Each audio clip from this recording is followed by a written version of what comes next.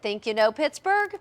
Here's a handbook that could help even the most seasoned Pittsburgher find new places to shop, eat, and explore around our town. Handbook editor Dan Eldridge is here with some of his favorite picks from this Pittsburgh edition. Good morning. Good morning. Thanks for having me. Yeah, so how did you get into writing about Pittsburgh in the first place? Well, when I first started writing the book, I was working at the city paper, actually, the Pittsburgh City paper. I was working as their music editor for about a year. A friend actually sent me an ad that was online. I applied for the job, and a few months later, I got it and started writing the book, and that was about 5 years ago. Okay, now you grew up a lot of your growing up time here. Tell me what part of town? That's right. I moved to the north side when I first lived here. Lived there for a couple of months. I then moved to Peters Township. I went to Peters Township High School, McMurray. Great. I lived in Mount Lebanon. I lived in Oakland when I went to Pitt, Bloomfield. I've sort of lived all over the place. Well, that probably helped in your research, I take it. That absolutely did help, because aside from simply knowing the city, I knew the suburbs a bit too. Nice. Yeah. Okay, well this is such a fun book, even if you live here. I mean, it's certainly great for people who don't know anything about the city, but you found really unique places that people otherwise might not know about. Tell me about the quirky Pittsburgh places. Yeah, that's right. You know, a big point of the book is so that people who live here can actually use it, because Pittsburgh doesn't get the amount of tourism that a city like LA or Chicago or New York might have. So we definitely wrote it for folks who are maybe relocating here for a short amount of time. So there's all sorts of quirky things in the book that locals might not necessarily know about. Like, for instance, everybody knows about the Andy Warhol Museum. Sure. Everybody knows that he's from here. We have a little walking and driving tour in the book that you can take that can show you all the other Warhol sites in the city that people might not know about, like his childhood home in South Oakland, his grave site in the South Hills. Wow. That sort of thing. Okay, and then the Waffle Shop and Conflict Kitchen? The Waffle Shop and Conflict Kitchen, fairly new. Yeah, those are locations in East Liberty. The Waffle Shop is an interesting place. It is a waffle shop. It's also an art project. It's run by a CMU art professor by the name of John Rubin. It's only open on the weekends. They do a live talk show there. And they sell waffles, and actually tomorrow night, Saturday, September 3rd at 11 p.m., I'm going to be appearing there. I'm going to be hosting a talk show of my own with a woman by the name of Anna Dubrovsky, who's a local Pittsburgh travel writer, and she, in fact, is the author of Moon, Pennsylvania, the Pennsylvania edition of the Moon series. Neat. And one of the other ones you mentioned, and I've been wanting to see this, is St. Anthony's Chapel in Troy Hill with all the Catholic relics. There's so many neat places. Whoops, your microphone fell off. I'll let you clip that back on so we can hear you. But in here, let's go through the list of your top 6 picks that you have to do when you're in Pittsburgh, because this really has a great, number one, the Andy Warhol Museum. That really is one of the most important places to visit. Let's take a look at number 2, because this also, the Quantum Theater. What do you like about Quantum?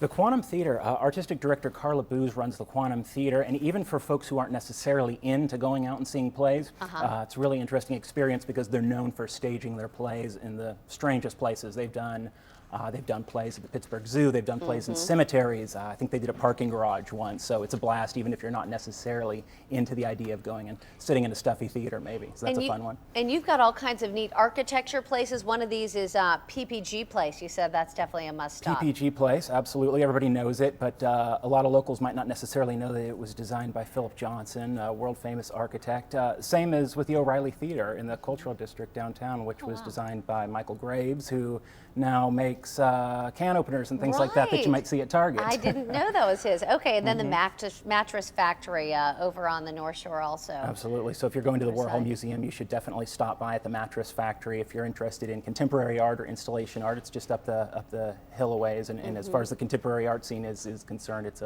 definitely a world-famous museum, so that's a fun one too. And then number 5, the Attack Theater. That's also a neat one. Attack Theater, yeah, they're really interesting. It's a husband and wife team.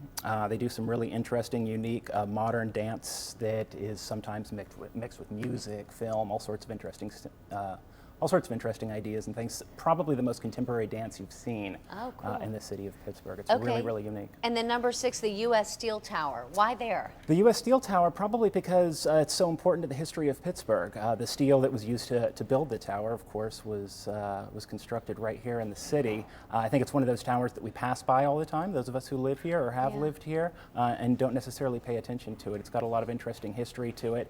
I believe it's one of the tallest steel towers in the country. I'm not sure. I have my facts entirely right on that, but of course all the information is in the book. Look in the book. All right, Sure. we've got 2 pictures of some interesting places on the north side I never even knew about. Tell me about this poetry house. This is called House Poem. I'm not quite sure who lives here now. It's either on or near Sampsonia Way.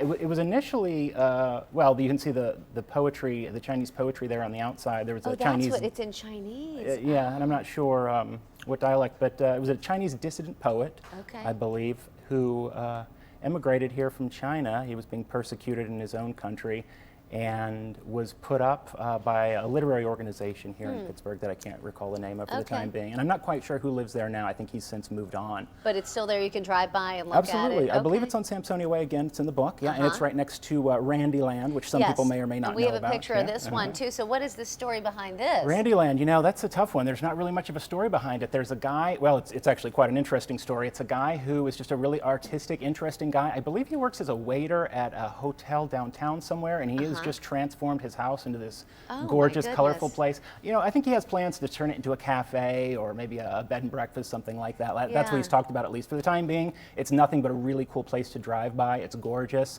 And he is, I can't remember his name, but he has also planted flower planters all around town. It's just a beautiful thing to see, and that's near Sampsonia Way as well. Nice. Well, I love how you break it down. You've got the 2 days best of Pittsburgh, fun and cheap, bar hopping, and then all kind of areas like restaurants, nightlife. So fun book to get, Moon Pittsburgh. Thank you so much for joining Thanks so much us. for having me. All right. So again, the handbook is easy to spot with its big Moon Pittsburgh title. Look for it in local bookstores or online. And thanks to Moon Publishing and editor Dan Eldridge for helping us know more about this city we live in.